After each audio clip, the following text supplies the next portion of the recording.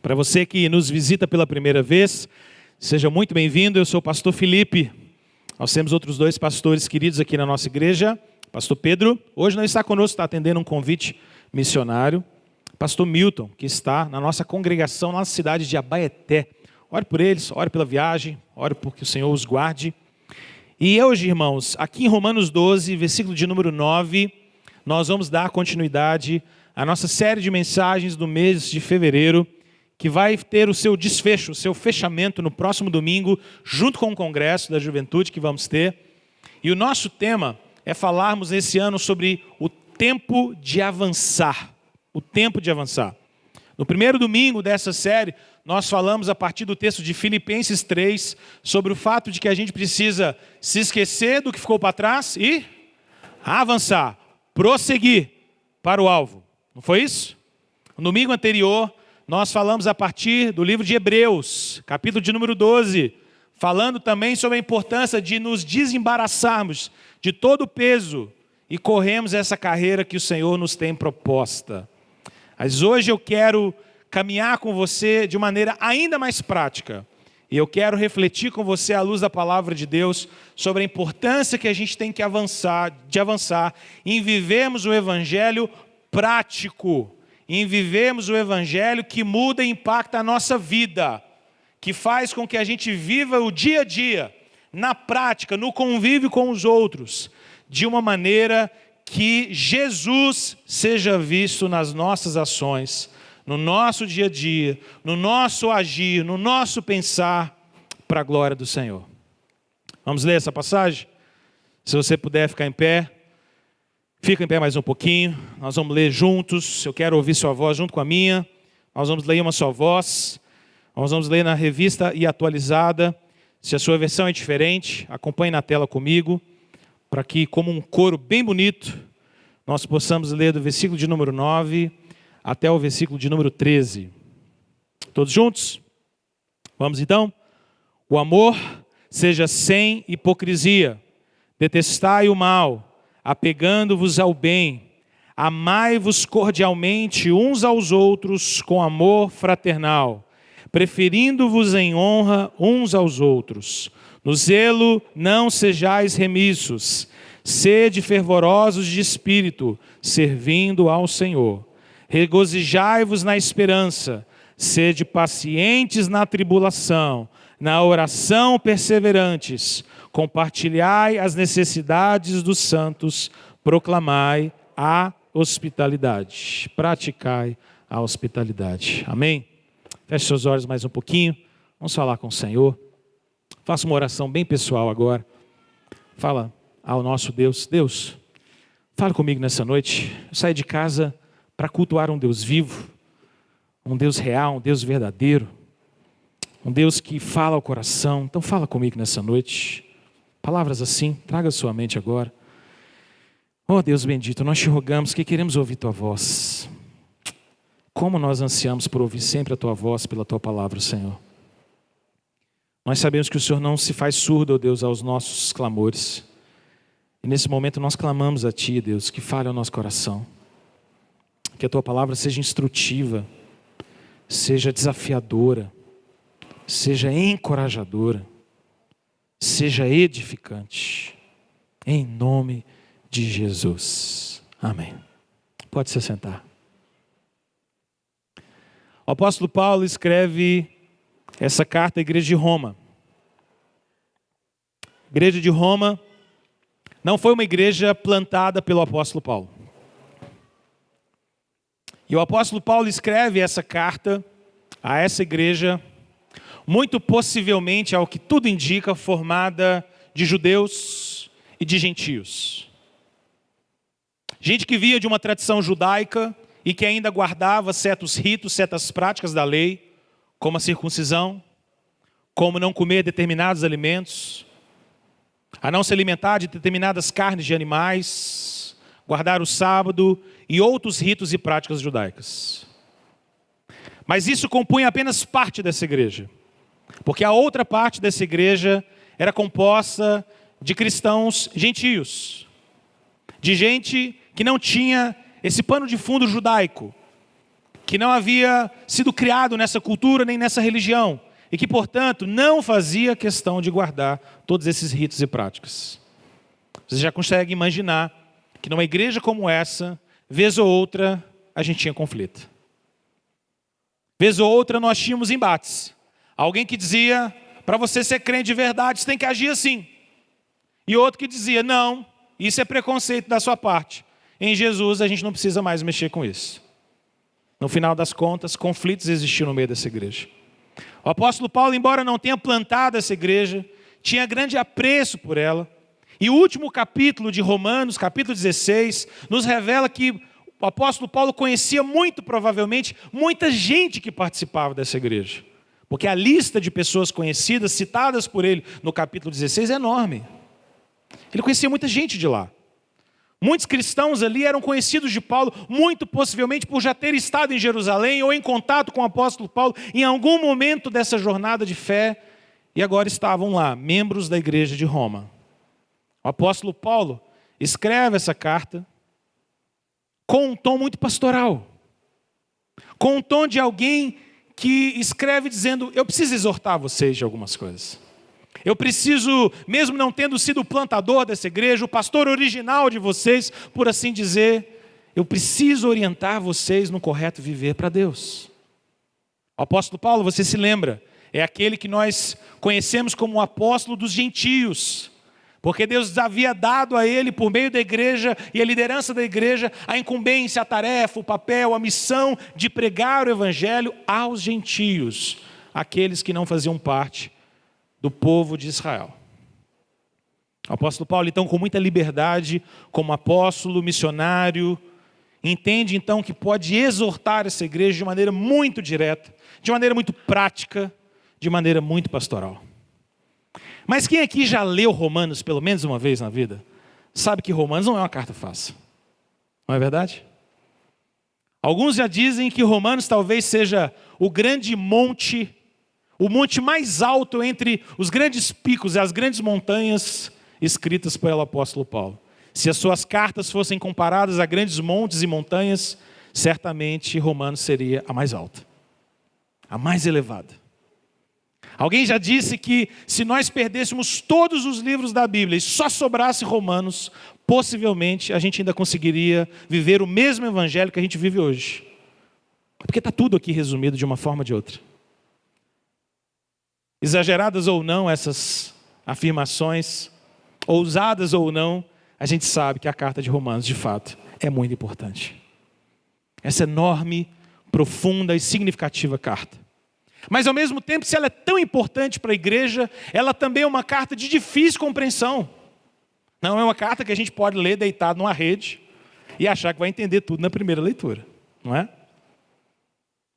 Até porque, na maior parte da carta aos Romanos, talvez até aqui, no início do capítulo 12, Paulo esboça e conversa de uma maneira muito teológica, densa, profunda, passando sobre vários assuntos, os mais profundos, tocando em todos os aspectos relevantes da nossa teologia. Desde a criação, da revelação de Deus, da lei escrita no coração dos homens, do natureza e o significado do pecado, da salvação em Jesus, do chamado a Abraão, da justificação pela fé, dons, uma série de coisas. Mas quando o apóstolo Paulo chega aqui no capítulo de número 12, a gente percebe que de alguma maneira ele muda o tom. Porque o tom dos capítulos 12, 13, 14, 15 e 16 são tons mais práticos.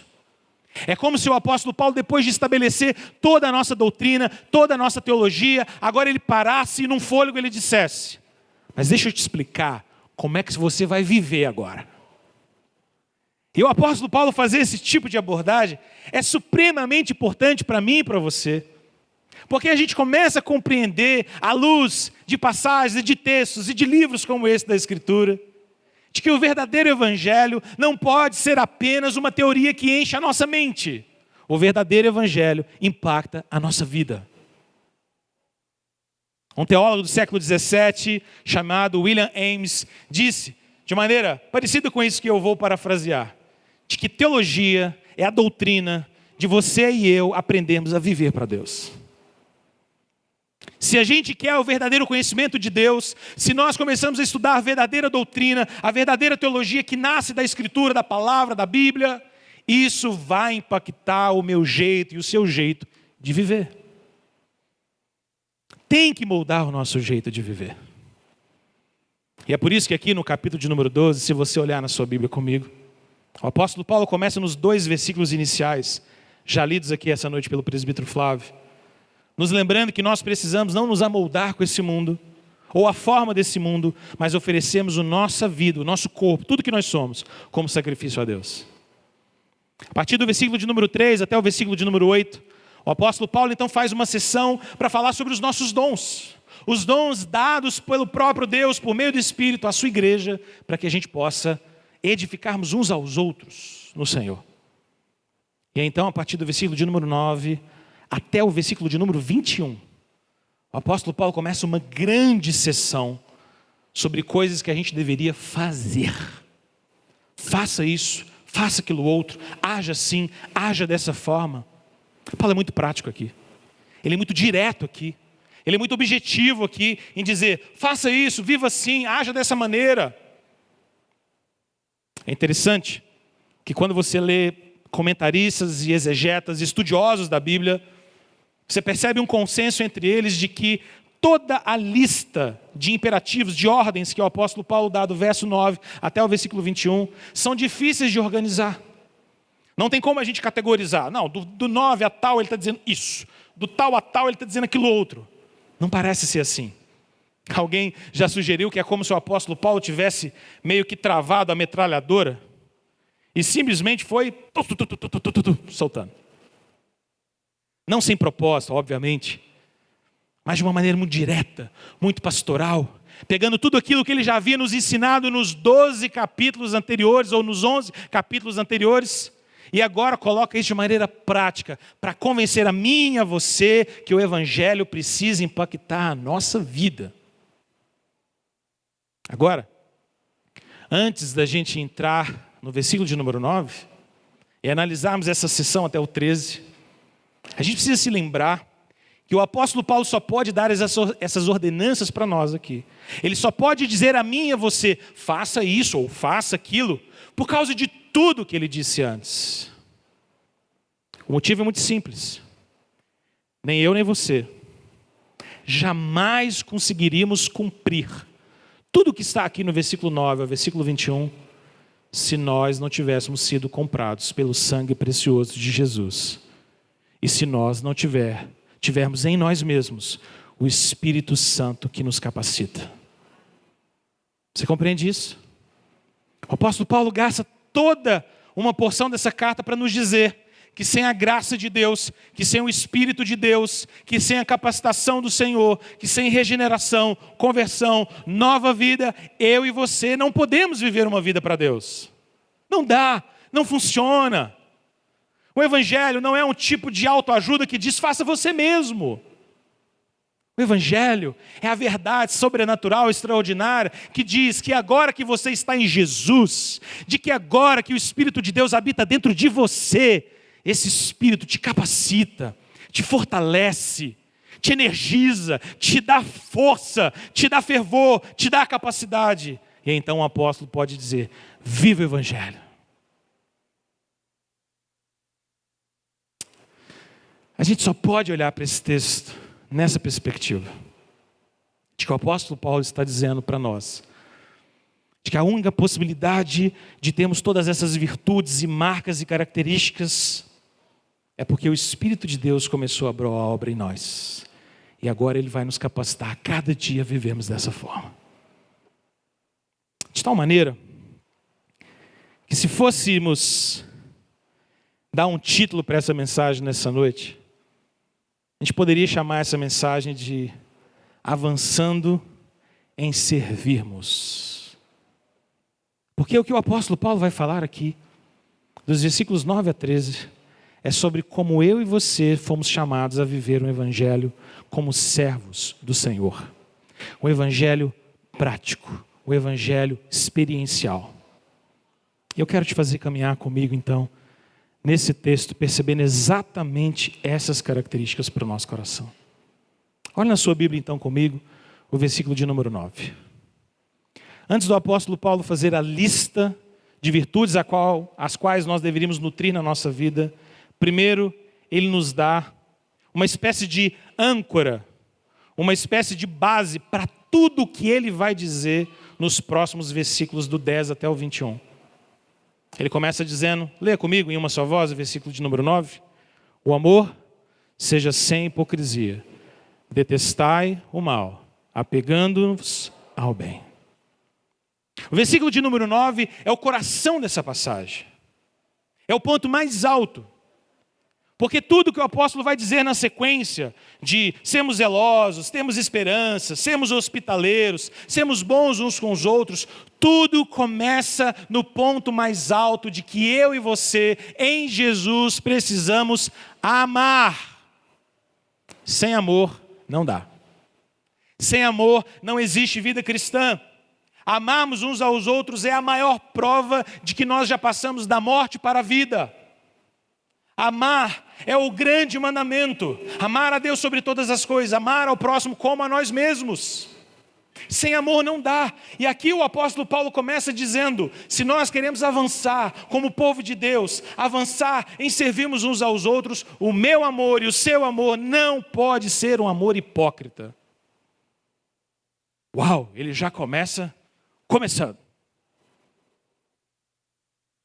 Irmãos, o que o apóstolo Paulo está dizendo é que não dá para a gente viver um amor fingido. Hipocrisia vem de uma palavra grega que tem a ideia de alguém se esconder atrás de uma máscara. Como nas tragédias antigas, como nos teatros antigos, nos dramas antigos, que para expressar algum sentimento, alguém se colocava atrás de uma máscara. Se feliz, uma máscara sorrindo. Se triste, uma máscara triste. Essa ideia era a ideia da hipocrisia, de você se colocar atrás de algo. O que Paulo está dizendo para mim e para você, como base inicial de tudo que ele vai dizer na sequência, é de que o nosso amor não pode ser fingido. Para a gente avançar em comunhão uns com os outros, para essa igreja se tornar uma igreja como uma família na fé, nós precisamos praticar um amor de verdade. Não dá para ter um amor fingido. Não dá para ter um amor que se esconde, que parece que é amor, mas que não é amor. Que se manifesta com sentimentalismos melosos, mas na prática não faz nada, não vive, não age. E é bem por isso que o apóstolo Paulo, então, logo na sequência diz que nós, além de não termos um amor hipócrita, precisamos então detestar o mal e nos apegarmos ao bem. Esse segundo mandamento se aplica e se conecta perfeitamente ao primeiro. Porque a maneira de nós não termos um amor hipócrita, um amor fingido, é exatamente nós entendermos que nós precisamos odiar aquilo que Deus odeia e amar aquilo que Deus ama. Se queremos ter o amor de Deus no nosso coração, se queremos amarmos uns aos outros verdadeiramente, nós precisamos odiar aquilo que Deus odeia e abomina e amar aquilo que Deus ama.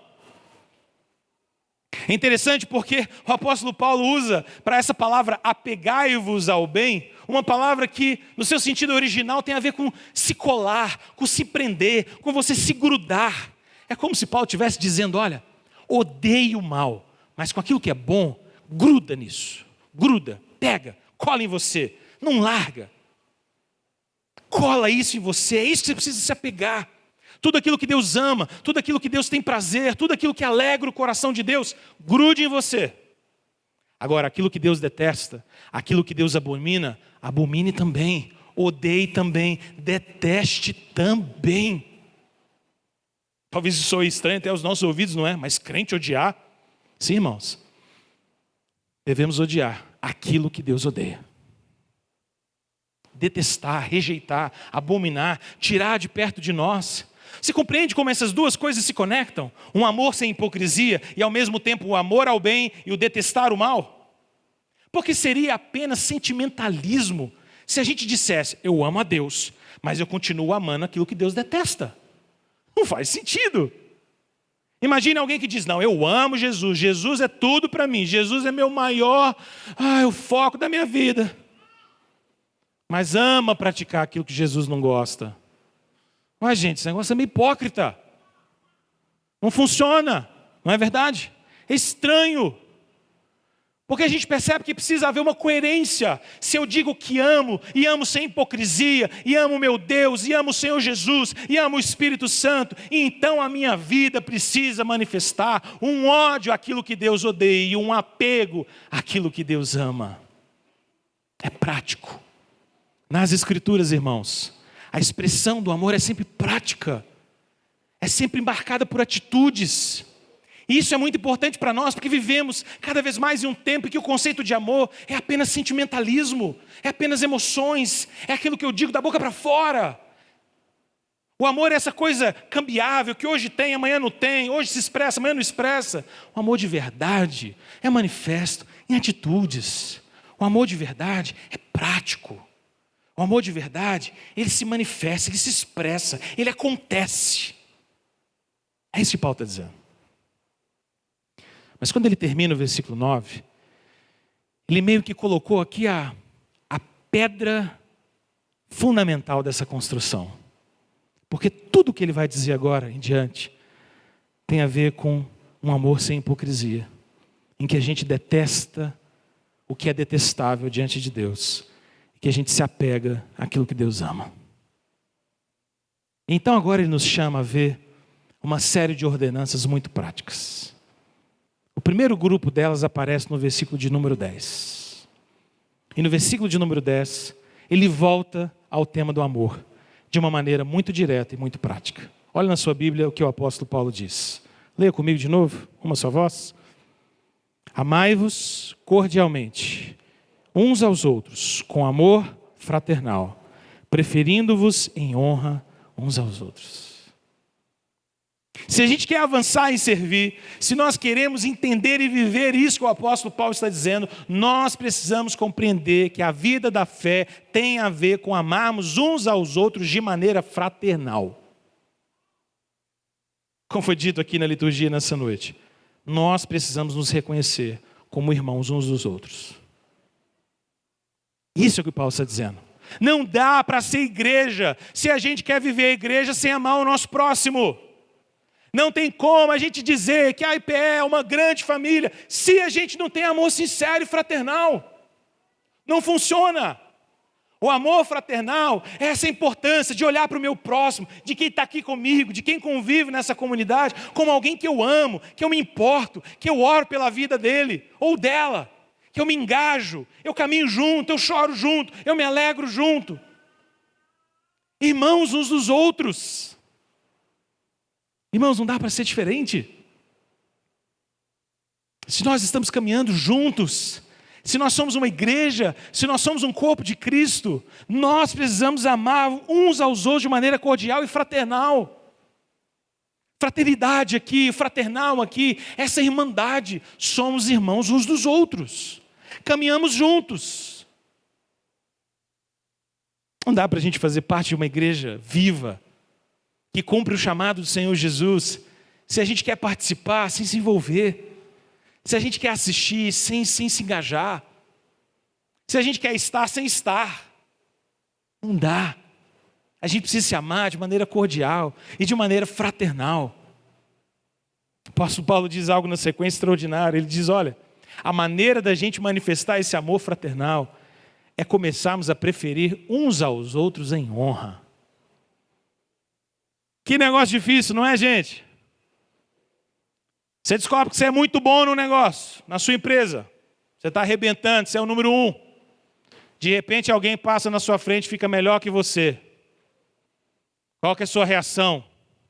Glória a Deus, obrigado, Senhor. Ver a sociedade progredindo. Maravilhoso, ver como é que as pessoas avançam. Eu não sou o primeiro mais não, mas me regozijo com o avanço da humanidade. Glória a Deus. É assim? Não é nada. Normalmente, o crente avançando fala, Senhor, tem de misericórdia. Ajudai.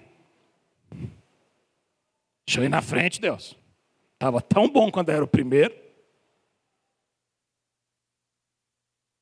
Paulo está dizendo, olha, se a gente quer viver um amor sem hipocrisia, se a gente quer viver um amor de verdade, se a gente quer viver um amor que se expressa de maneira prática, eu e você precisamos compreender que nós vamos ter que considerar e preferir uns aos outros em honra.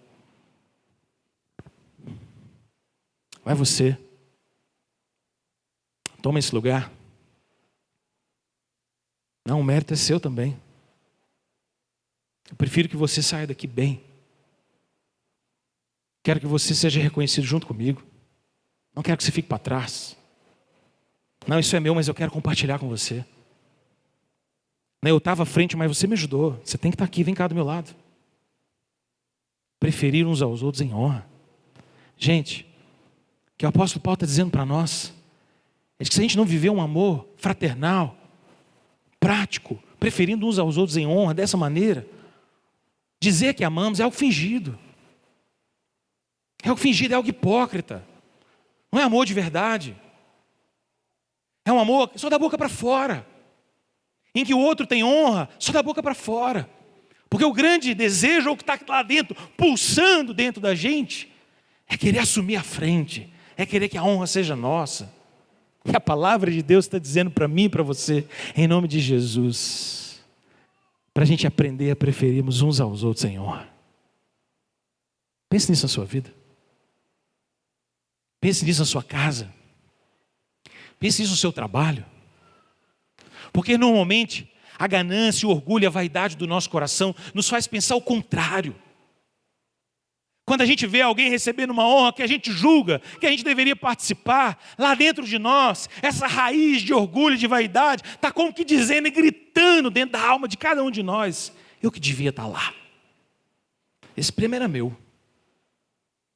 Se esse povo aqui fosse justo, alguém tinha que citar meu nome. Alguém tinha que falar de mim. Não é assim? Mas Paulo está dizendo: ame uns aos outros fraternalmente. Prefira os outros em honra. Então ele vai para o segundo ponto. E nesse segundo ponto agora ele deixa de falar sobre esse amor para falar sobre zelo. Para falar sobre a maneira como que a gente faz aquilo que a gente faz no meio da família da fé.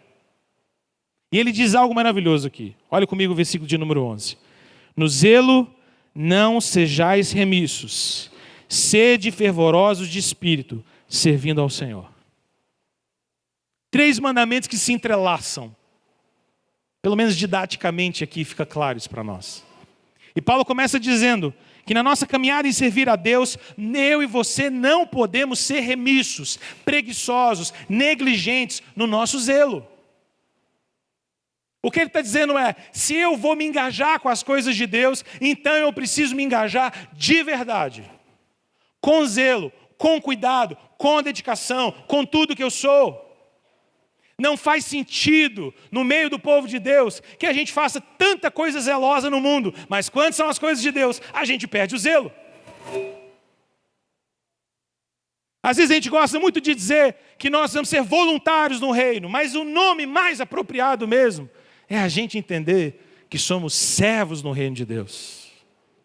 Esse seria o nome mais adequado, mais acertado. Porque o que Deus espera de mim e você é que no zelo nós não sejamos preguiçosos, negligentes, remissos, desanimados. Se eu pego para fazer, é com paixão. Se eu tomo aquilo, é como para o Senhor. Se eu estou servindo meus irmãos, eu faço com alegria, eu faço com tudo que eu sou, eu faço com paixão, com ânimo, com os dons que Deus me deu, porque eu sei que no fim das contas, tudo que eu faço é para a glória do meu Senhor. É por isso que vem zelo, é por isso que eu não sou remisso, é por isso que eu não sou indiferente. Irmão, se a gente quer avançar como igreja, nós precisamos avançar em sermos zelosos. Tudo que a gente faz, a gente fazer com esse gosto, com esse zelo, com essa dedicação. Ah, isso é maravilhoso. Isso é maravilhoso. Muita gente diz que toda igreja vive a experiência de ter apenas parte da sua membresia engajada. E infelizmente, a gente precisa admitir que na maior parte das vezes isso é verdade. Mas eu não queria dizer isso para desanimar você, mas para encorajar você. Para dizer para você que você é importante nessa igreja, não apenas como número. Você é importante para essa igreja como parte desse corpo. Que Deus te deu dons, Deus te deu talentos, Deus te deu um lugar nessa comunidade. Para você servir, para você ser zeloso, zelosa, para você dedicar seus dons.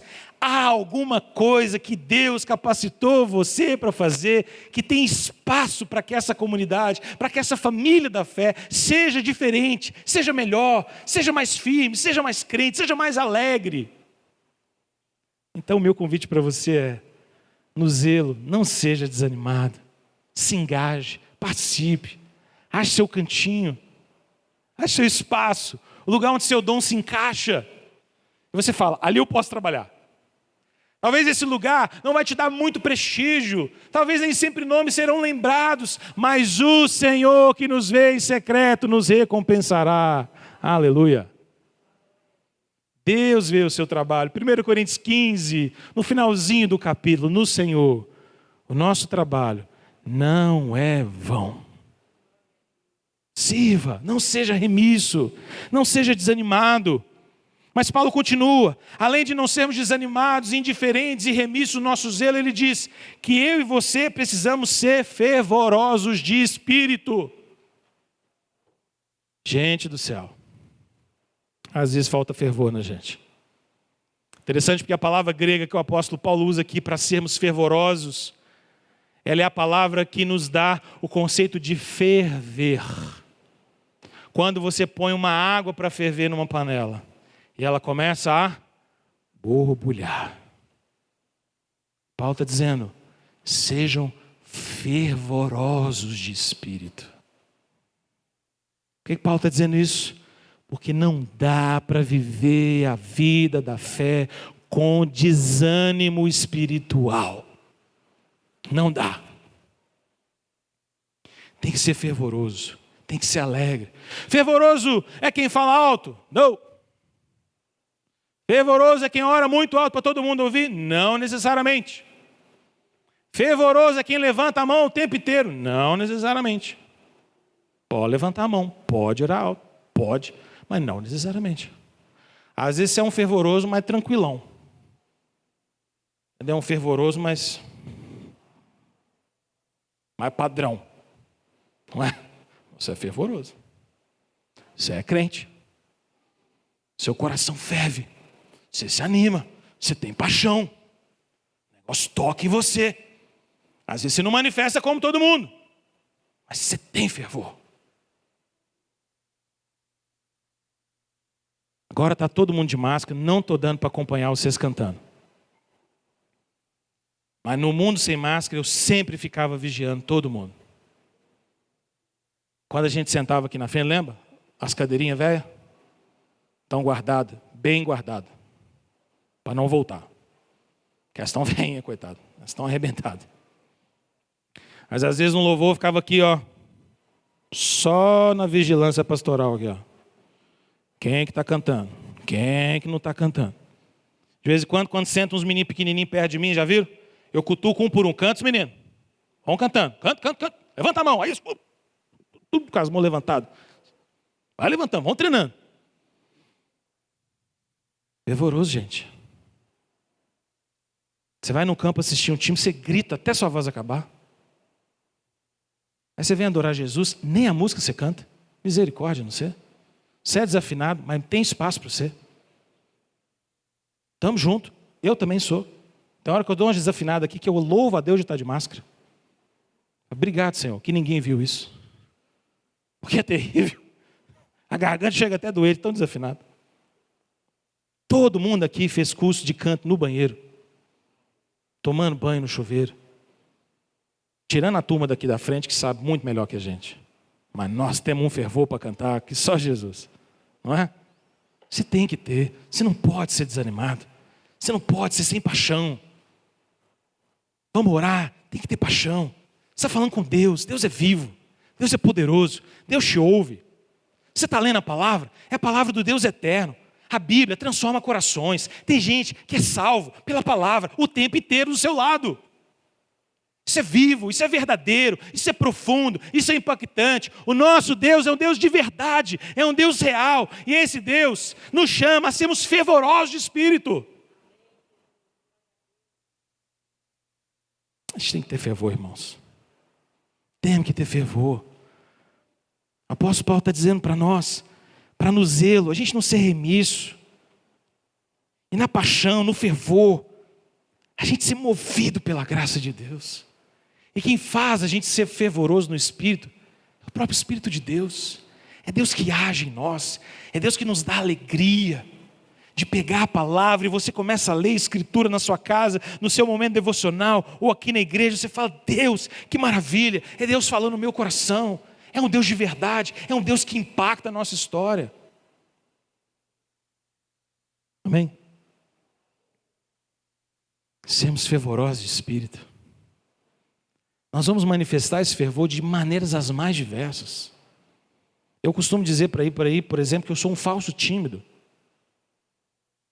Eu consigo me colocar bem assim, falo, mas de vez em quando eu tenho umas timidez terrível. Fico meio travadão. Não sei, talvez você seja igual eu, meio falso tímido. Meio tímido falso, ou tímido nenhum.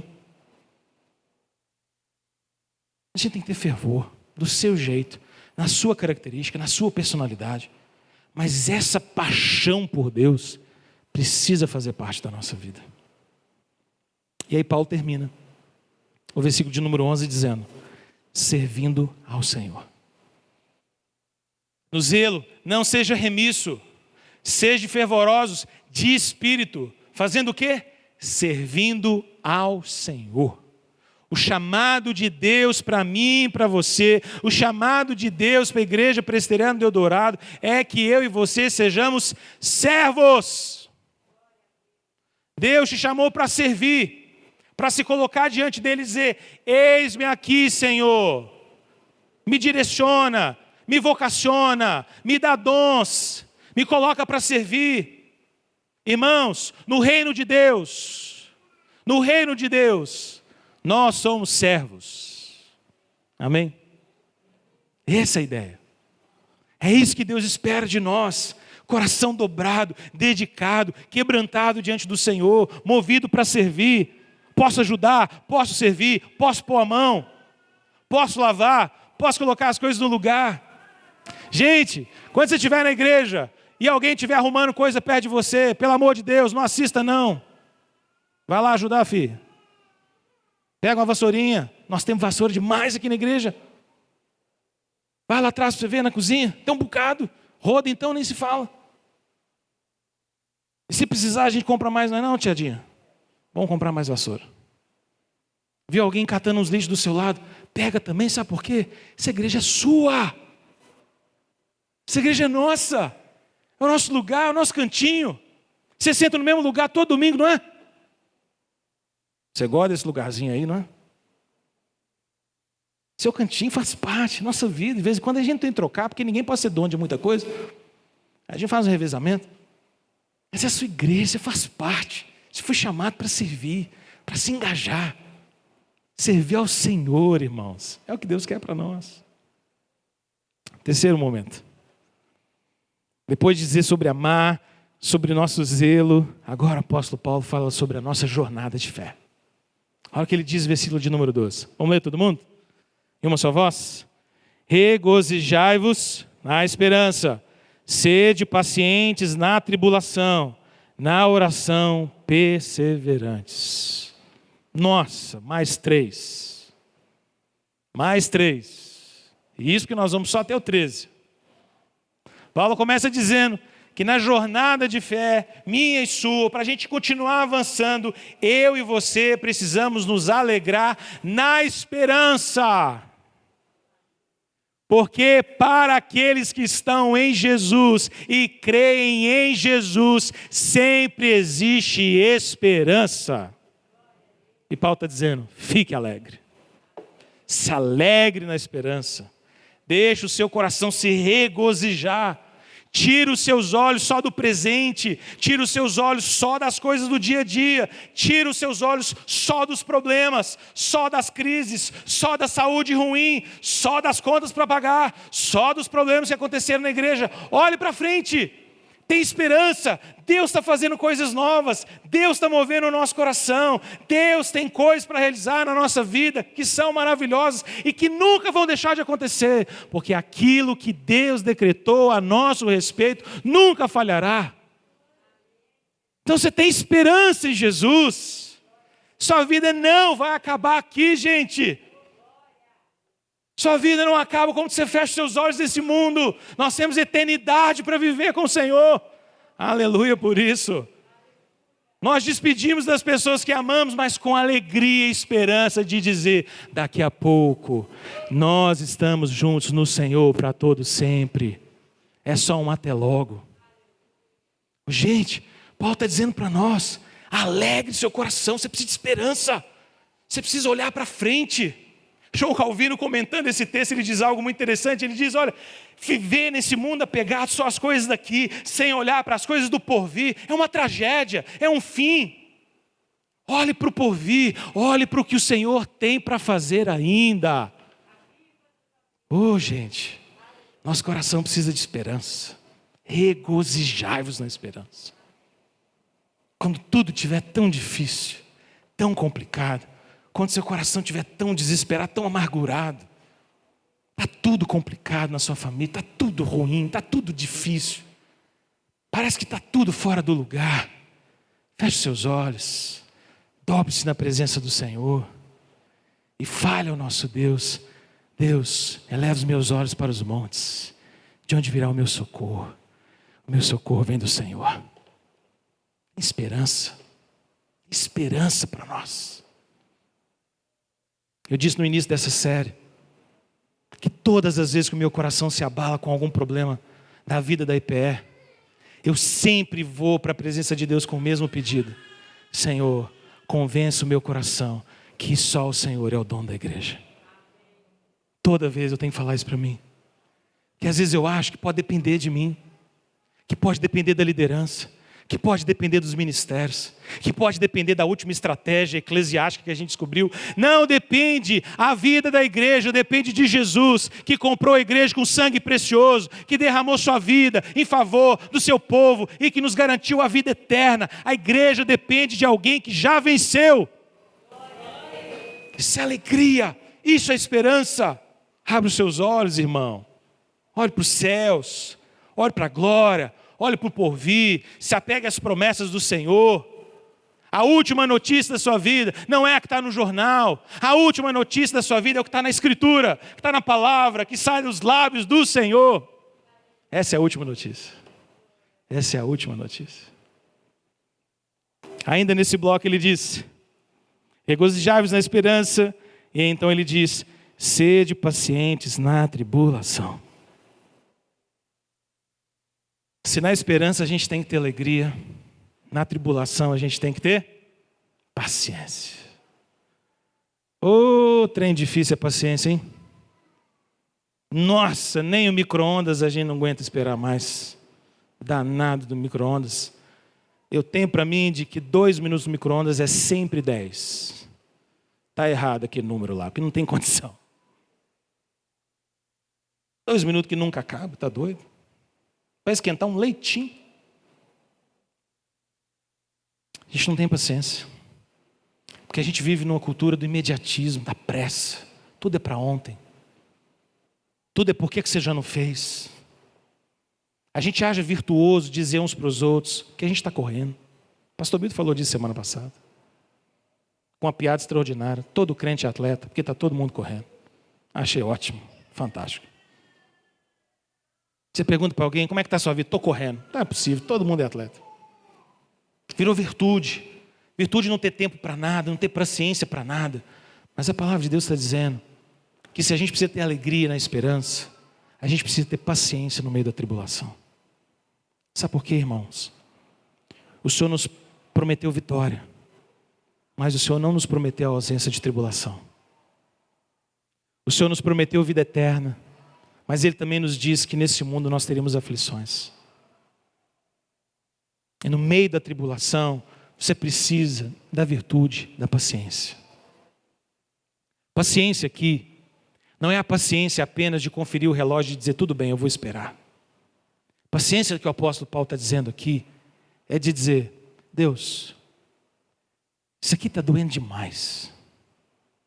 Está tão difícil ter que lidar com tudo isso. Está tão difícil. Mas eu sei que o meu Redentor vive. E que um dia Ele se levantará. Então eu quero esperar no Senhor.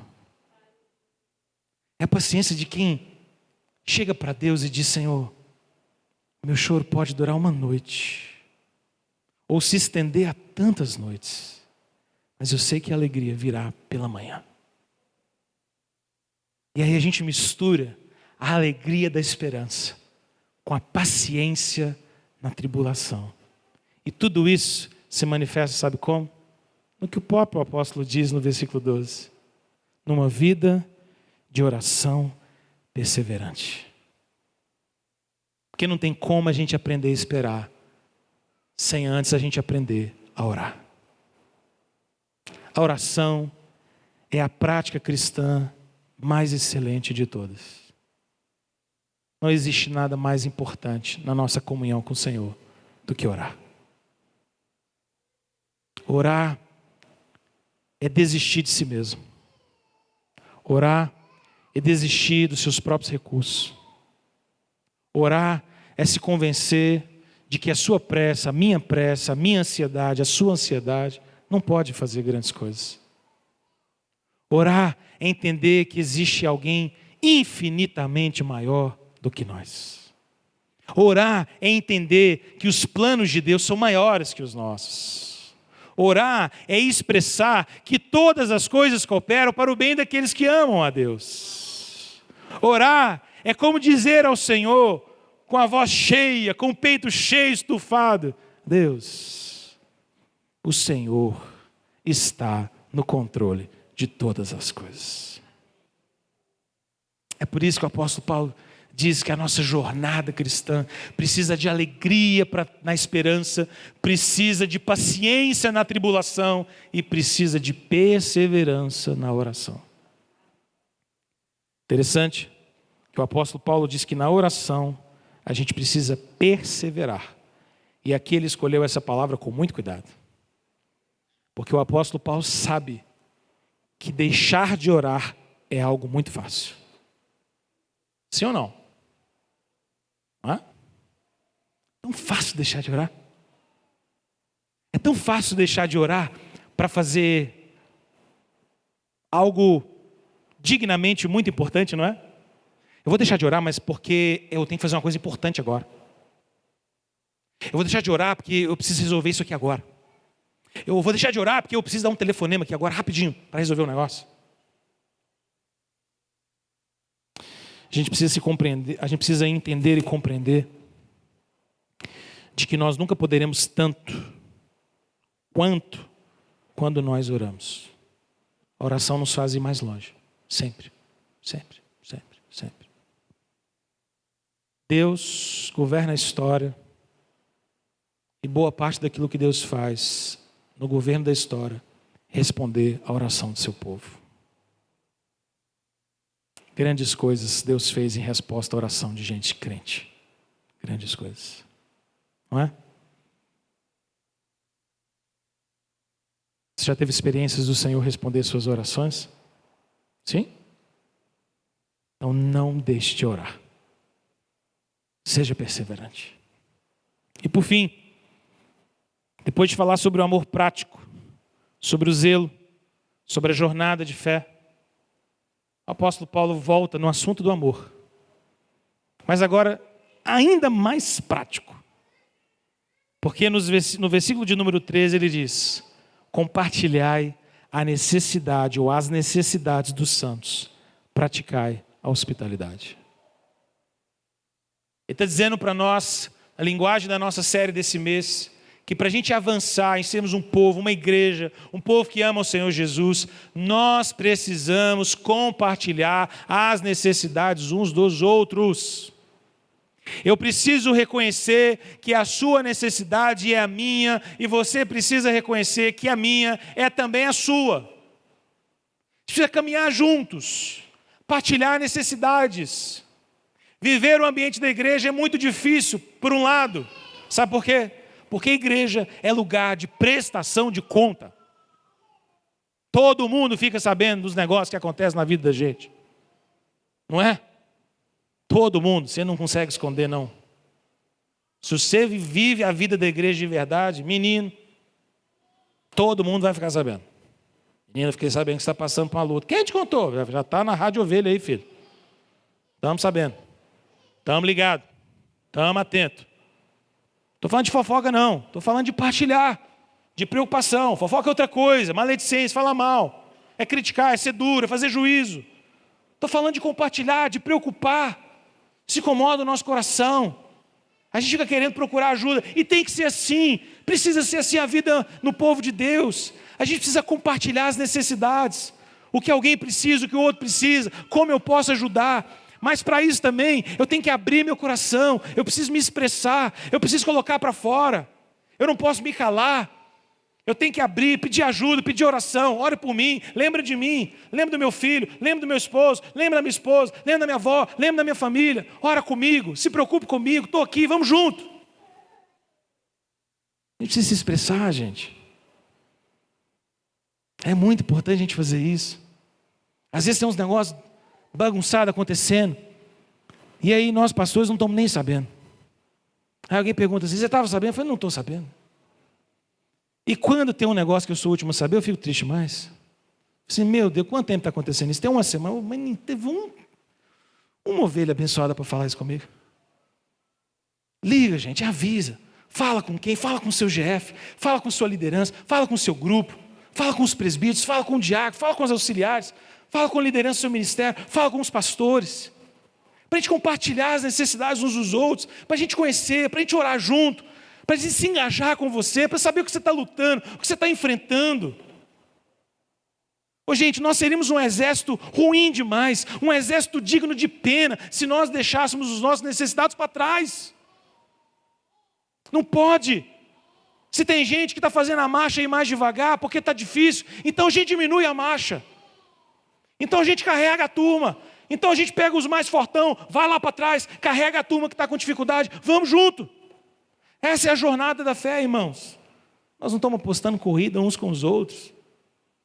Nós estamos trilhando juntos a jornada da fé. Juntos.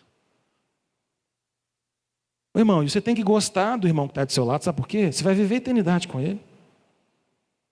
Se você for para a eternidade, se você não gostar dele, você está frito. Aprenda a gostar. Ué. Dá um jeito. Pede uns perdão aí, ajusta. Imagina você encontrar. Ih, rapaz, você está aqui também?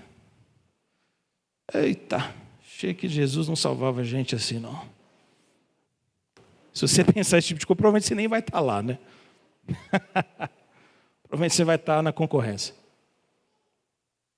Lá nos infernos. Compartilhar necessidades uns dos outros, dos santos, da família da fé. E por fim, praticar a hospitalidade. Como é importante a gente ser hospitaleiro. Como é importante você abrir aqui o que você tem. Ô, gente, se Deus te deu um carro, mesmo com a gasolina cara, e está caro mesmo, seu carro é um instrumento para dar carona para quem precisa.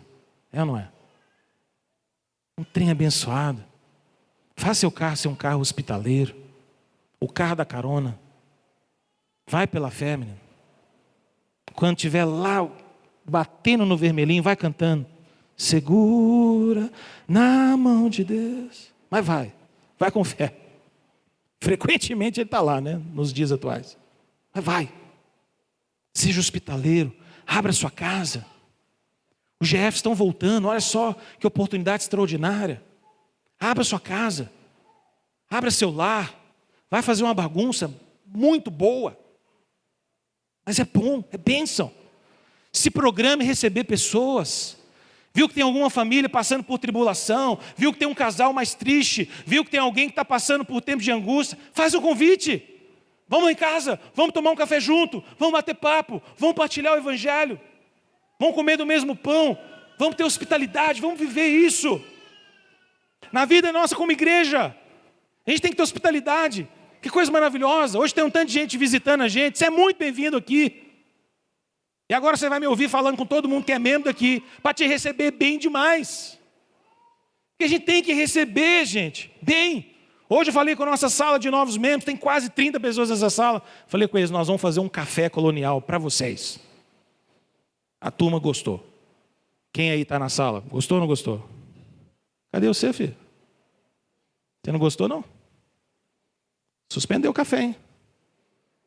Você não agradece, não. Vamos receber cafezão, todo mundo junto, vida de igreja, bom demais. Isso faz parte de hospitalidade, a gente caminhar junto, tem que ter lugar, a igreja tem que ser porosa, a igreja tem que ter espaço para o de fora, para o diferente, não dá para a gente ser igual todo mundo. E para a gente lidar com o diferente, a gente tem que ter paciência, porque normalmente a gente não gosta de ninguém que é diferente da gente. É por isso que você anda só com quem pensa igual você, só com a turma que tem o mesmo jeitão, o mesmo estilão, o mesmo jeito de ser.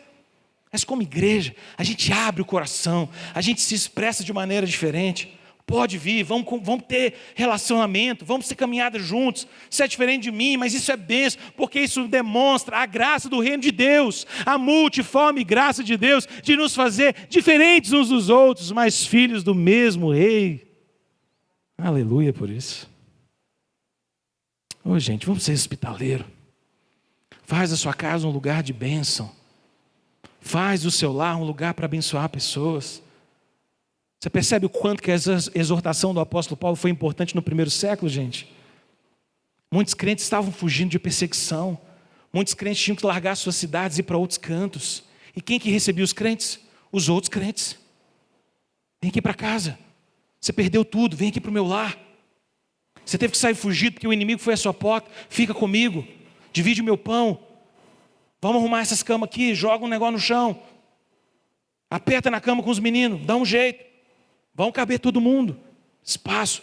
Talvez a gente não pratique exatamente o mesmo tipo de hospitalidade, embora ela seja presente no nosso tempo, quando a gente acolhe refugiados, quando a gente acolhe gente de fora. Mas no dia a dia da igreja se manifesta também em amor uns para os outros. Nessa caminhada conjunta, em termos sempre espaço para o de fora, em caminharmos juntos no Senhor.